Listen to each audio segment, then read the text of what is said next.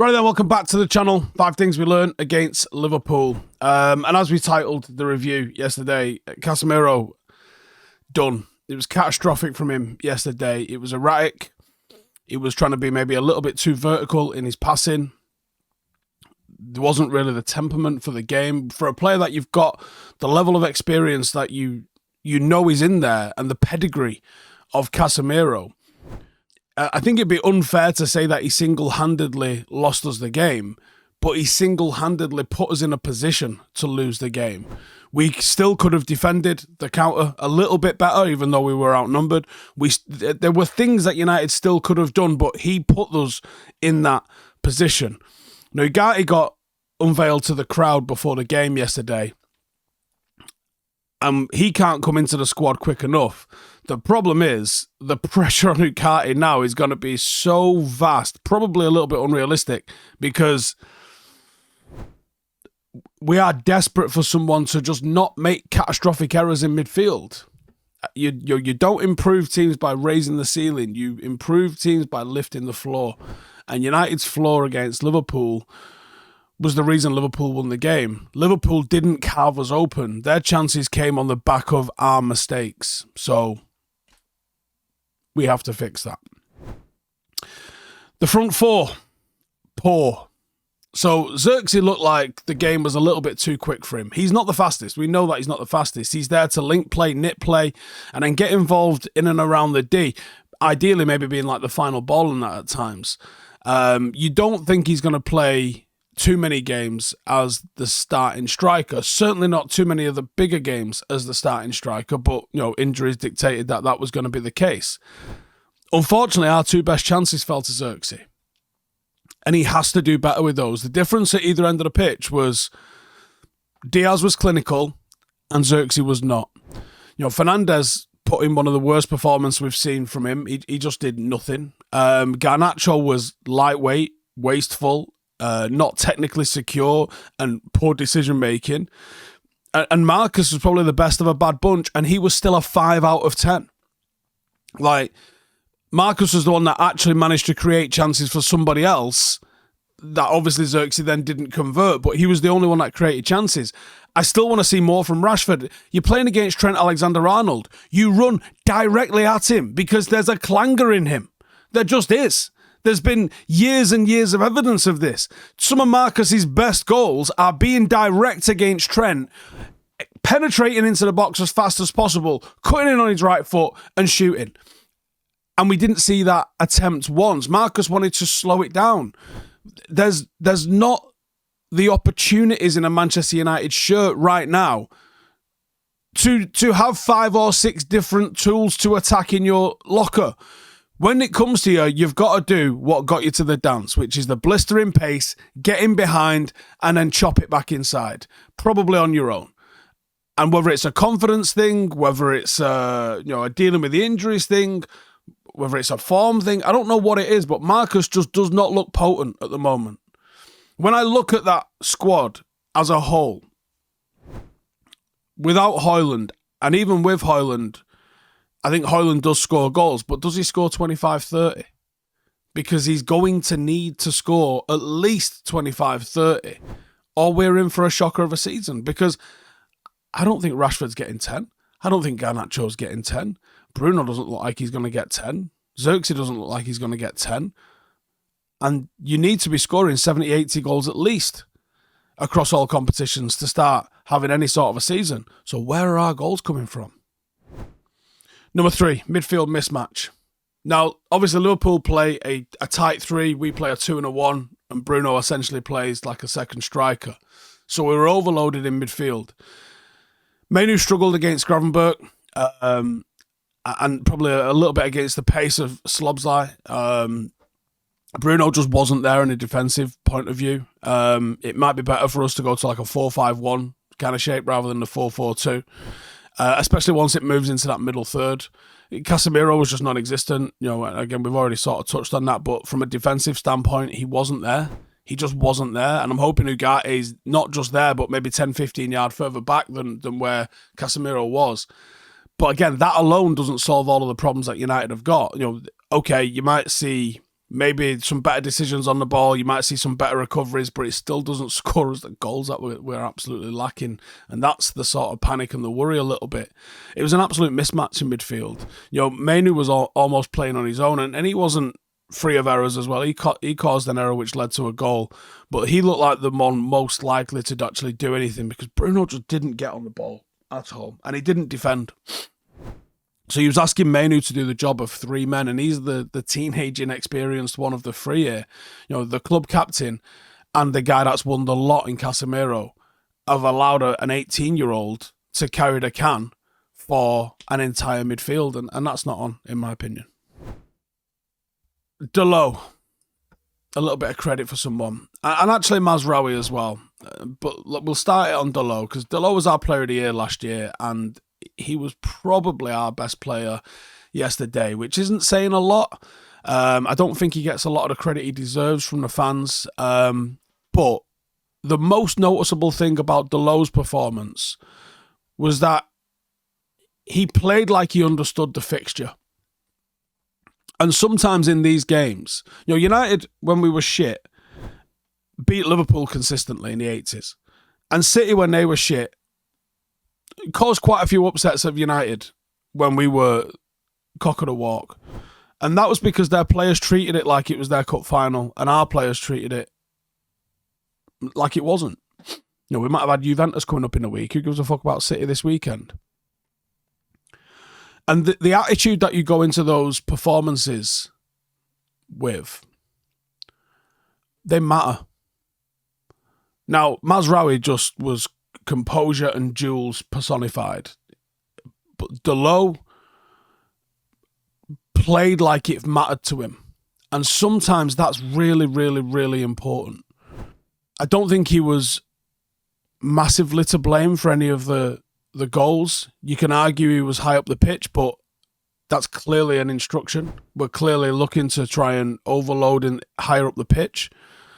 That wasn't him being lazy and getting caught out of position. That was just literally the structure, which Ten Hag's going to have to accept as a weakness in the team. And I think Mazraoui, Dalot, De Ligt and Ahmad were probably the only ones that I think can look himself in the mirror after yesterday's performance. I think it was poor all around. It was poor all around. And finally, Ten Hag. So immediately, and it might have even not been immediately, it might have even been before the game ended. Like, I can't even be arsed going on Twitter at the moment, and even Instagram is the sort of the same, with just the reaction from fans, and you just think, use your brain for a minute here. The game was very even, and I've even seen people going, the XG doesn't matter, the shots on target doesn't matter because Liverpool got 2 goals up and then they chilled. That's not how football works. It really isn't how football works. United started the game fantastic, and the mistakes took the stuffing out of us. It really did. And without the mistakes, United might score the first goal, but you can't replay the game, so you'll never know. When you look at what did the manager do wrong for you to now demand his sacking? You go, you've lost 2 out of 3 starting games. Yes, you have, right? There's no defending that. You have. That has to be better. But what did he do wrong in those games? What did he specifically do wrong in those fixtures which has led to the results? Now, ultimately, if that carries on for a long enough timeline, the manager is the one who pays with his job. That's the way this industry works. But what did he specifically do? When you think about the circumstances we find ourselves in, that at the end of the season, and I can only take them at their word that the FA Cup final didn't matter, whether you believe it or not, whether I believe it or not, their word is the FA Cup final did not make any difference to what happened in terms of the manager's job. Ineos did a full evaluation of Erik Ten Hag and the available managers to come and take Manchester United forward. And they decided that Erik Ten Hag was the man. Now, 3 games later, you can't tell me that because those 3 games have not gone to plan, all right, one of them did, but because 2 of those 3 games did not go to plan, you now rip up all the plans that you've made over the course of the summer and you bring in another new guy. Who is this mythical new guy that's going to come in and do obviously better than Erik Ten Hag that wasn't available 6 weeks ago, 7 weeks ago when you did this review? Again, it's media-fueled toxic nonsense. The likes of Sky start talking it up immediately. Talk Shite are going to have it on today, probably all day. Not touch on anybody else's results this weekend whatsoever. Now, if United still find ourselves in the bottom half of the table come Christmas, yeah, I think he might be in danger of losing his job. But that doesn't change the fact that in the summer, they decided he was the best man for the job. So I think as United fans, the one thing that we can do at the moment is just to continue to support. I don't mind pointing out some errors. I don't mind looking at the structural issues of it. Now, Manchester United against Brighton forced errors by our pressing against their build-up. Liverpool yesterday forced errors by pressing against our build-up. Maybe the forced errors coming from pressing are contributing to far more goals in the Premier League this season than any of us anticipated because of the structure people are willing to go with. Because teams are so insistent on playing out, opposition are getting so insistent on leaving 4 or sometimes 5 players forward to try to prevent that opposition press. And when you win the ball on the edge of an opponent's third or in an opponent's third, especially if you've got a 5v3 overload in that area, your chances of getting a shot off, let alone scoring a goal, are significantly higher than if I give you the ball, ask you to walk it back to your goal line against a set defence and say, right, can you take this from your goal line and get a shot off? I'd love to see the percentages of restarts from goal kicks.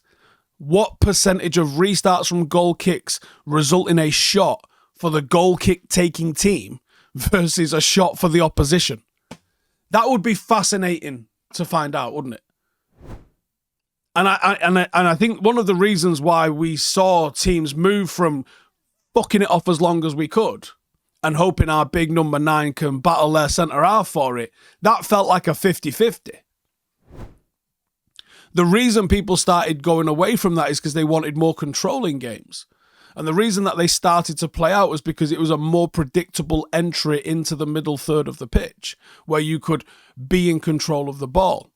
Now, maybe the pressing structures have tilted the balance a little bit. And maybe those pressing structures have made it that actually playing out from the back, not only is it a bit more 50-50 like going long used to be, but actually it's a way more dangerous 50-50.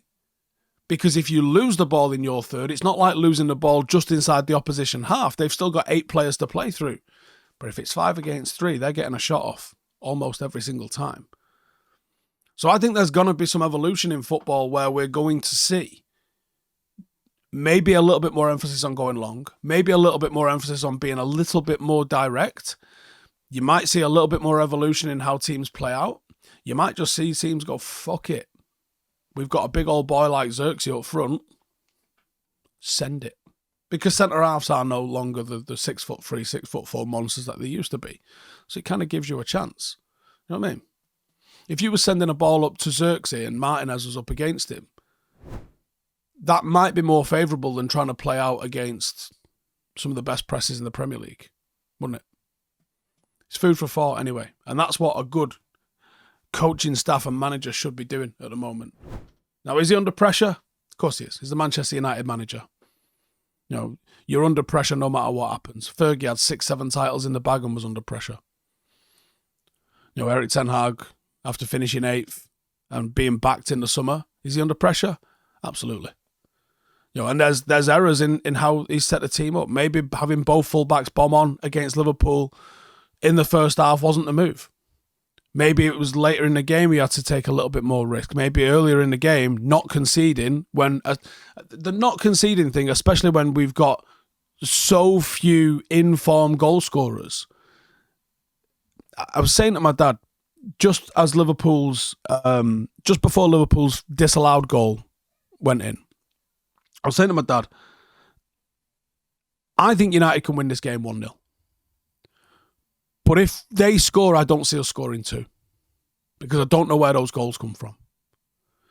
So to beat United, you've just got to take a risk and go and score. Because I don't think United have got multiple goals in us at the moment. And so far this season shows that, doesn't it? Anyway, please give us your thoughts in the comments. We'll do the player ratings in a bit. Laters. Hey, thank you for watching the video. If you are new around these parts, then don't forget to subscribe. My channel is proudly supported by my community on Patreon. If you'd like to get a little bit of extra content, a Discord group, meetups, five-a-side games, weekly podcasts, behind the scenes, and even an occasional bit of transfer news as and when I get it, then for the price of a pint, you can show your appreciation for the content that we make and get some goodies for doing so as well. Check the link in the description or click the button right here. You'll also find all of my socials here too if you want to follow me on any of those platforms. Nice one.